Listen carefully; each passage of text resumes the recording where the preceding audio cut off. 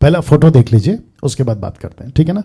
लिखा है एक छोटा सा सुझाव सभी सेवकों को, और फिर यहां पे बड़ा सा मैंने पास्टर्स डाल दिया। अब ध्यान से सुनिएगा। आज किसी से मैं बात कर रहा था, नाम नहीं बताऊंगा, उनसे बात करते वक्त में ये जो क्या कहते हैं कॉन्सेप्ट मुझे मिला, मैंने सोचा कि मैं आप सभी पास्टरों को बताऊं। तो ये सिर्फ और सिर्फ पास्टर्स के लिए है, सेवकों के लिए। किसी भी दुनिया के कोने से आप अगर हिंदी भाषा समझते हैं, ये आपके लिए। ध्यान से सुनिएगा। देखिए, हम सब पास्टर्स कहते हैं, हम सब सेवक खुद को कहते हैं, बट उसके अलावा कुछ ऐसे पास्टर्स हैं, सेवक हैं, जो आगे की नहीं सोच रहे, भविष्य की नहीं सोच रहे। जैसे अभी पेंडेमिक आ गया, कोरोना वायरस, जिसके चलते बहुत सारे पास्टरों में से मुझे कॉल्स आने शुरू हो गए अभी, खास करके कुछ एक महीने के अंदर। कहते हैं कि मैं 10 साल से मिनिस्ट्री में हूँ, 15 साल से मिनिस्ट्री में हूँ, 20 साल से मिनिस्ट्री में हूँ, मेरे पास में इतने लोग हैं, लेकिन अभी मेरे को कुछ 2 साल से वायरस का चलते सब बंद हो गया है, और मेरे पास में अभी राशन का दिक्कत आ गया। तो मेरे मन में प्रश्न उठता है, आप अगर इतने साल से मसीह में हैं और सेवक बन के काम कर रहे हैं, और आप पास्टर भी कहते हैं खुद को, तो आपका बैकअप किधर है? जिसको कहते हैं ना फाइनेंस बैकअप या फाइनेंशियल बैकअप, वो कहां है? आपका खुद की पैर पे खड़ा होने वाला बैकअप कहां है? मैं आपको बताता हूं क्यों। आपके बच्चे होंगे, 1 2 3 5, मुझे नहीं मालूम, आपके बच्चे होंगे, उन बच्चों को आप क्या फ्यूचर देने वाले हो? अच्छा, अब इसके अलावा जो अधूरे ज्ञान के लोग हैं, आप लोग कह सकते हैं, अलग से वीडियो एडिट करके आप लोग बना सकते हैं कि प्रभु की सेवकाई के लिए निकले हैं तो प्रभु देख लेगा। ऑफ कोर्स प्रभु देख लेगा, लेकिन प्रभु ने बुद्धि भी दिया है, प्रभु ने बुद्धि भी दिया है ना। अगर ऐसी बात है तो डेली बेस पे आ जाओ।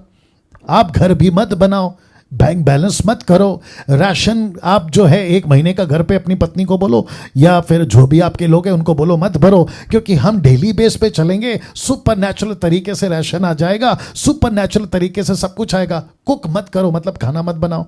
ऐसा कर सकते हैं? इसको कहेंगे मूर्खता। तो समझदारी क्या है? जैसे आप कल का सोचते हो ना, राशन का सोचते हो, बना जमा करके रखेंगे, आप खाना बना के रखते हो कि रात को खाना खाएंगे, वैसे ही आपको आपका फ्यूचर का बैकअप रखना है। अब उसके चलते मैं आपको बताता हूं, इसलिए लिखा है सुझाव। ये सुझाव ये है, या बहुत ध्यान से सुनना। आज दूध का पैकेट, शायद अगर मैं गलत नहीं हूं, 50 या 55 या 60 रुपए लीटर है दूध का पैकेट। यही दूध का पैकेट आज 1 लीटर, आज से ठीक 5 साल बाद, 10 साल बाद 200-500 रुपया हो गया। तो जिसको आज तुम खरीद रहे हो, पेट्रोल की बात कर देते हैं, आज पेट्रोल तो बिल्कुल 100 रुपया पार हो गया। जब आपके बच्चों तक पहुंचेगा तब पेट्रोल 1000 रुपये लीटर होगा। तब क्या करोगे? तो क्या वो बैकअप है? आपके भलाई के लिए बोल रहा हूं पास्टर जी, आप लोगों के भलाई के लिए बोल रहा हूं, इसलिए लिखा है सुझाव। आपकी मर्जी है बाद में। क्या ऐसा बैकअप है? आप ये बैठे हो क्योंकि कहीं पे कोई बाइबल कॉलेज गया था, वहां के पास्टर ने इमोशनली करके आपको कह दिया कि उतर जाओ मैदान में, पता चला कि वही संस्था ने आपका हाथ छोड़ दिया। ऐसे कितने कॉल हैं कि वो पास्टर ने कहा था कि हम संभालेंगे, लेकिन अभी जब जैसे ही वायरस आया तो सबने हाथ छोड़ दिया, बोला हमारे पास अभी पैसे नहीं है, आपको सपोर्ट नहीं कर सकते, जिसके चलते आपका अभी टोटल 0 पे आ गए। और आपके कॉल्स आते हैं, मुझे मालूम है, और आपको भी पता है, इससे आप लोग झूठ नहीं बोल सकते। तो भावुक होकर सेवा करने किसने कहा है? रोमियो 10:2 कहता है कि परमेश्वर के लिए धुन है, लेकिन अक्लमानी या बुद्धिमानी के साथ नहीं। मैं वापस कहता हूं, मिनिस्ट्री करना है ना, करो। सेवा करना है, करो, गांव में, शहर में, कहीं पे भी, छोटी बड़ी, लेकिन बैकअप का क्या किया आपने? यहां से 5 साल बाद, 10 साल बाद बच्चे बड़े हो जाएंगे, लड़की है तो उसकी शादी कराना, लड़का है तो उसकी शादी कराना, आपका फ्यूचर है, आपकी पत्नी, बैकअप कहां है?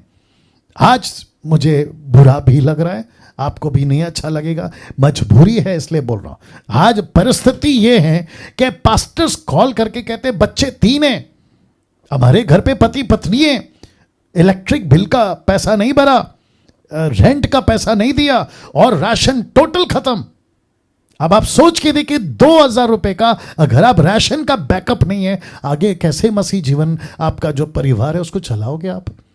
तो बेस्ट सुझाव ये है, नौकरी ढूंढो, बिजनेस करो, कुछ ना कुछ खेती बाड़ी या कुछ भी, और प्रभु के पास बैठो। प्रभु अगर फुल टाइम के लिए बुलाया, नौकरी सब छोड़ के, तो मुझे ऐसी हालत में क्यों रखा है?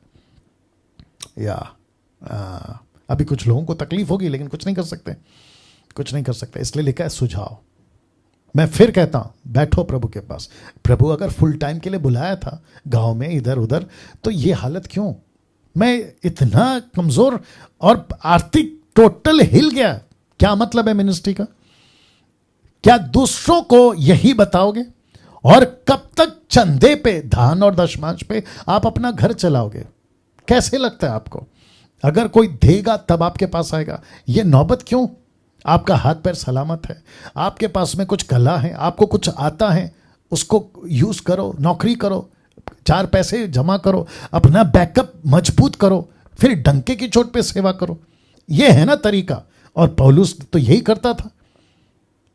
या सो ट्राई टू अंडरस्टैंड, दिमाग लगाओ, टोटल कोलैप्स मत हो जाओ, टोटल गिर मत जाओ।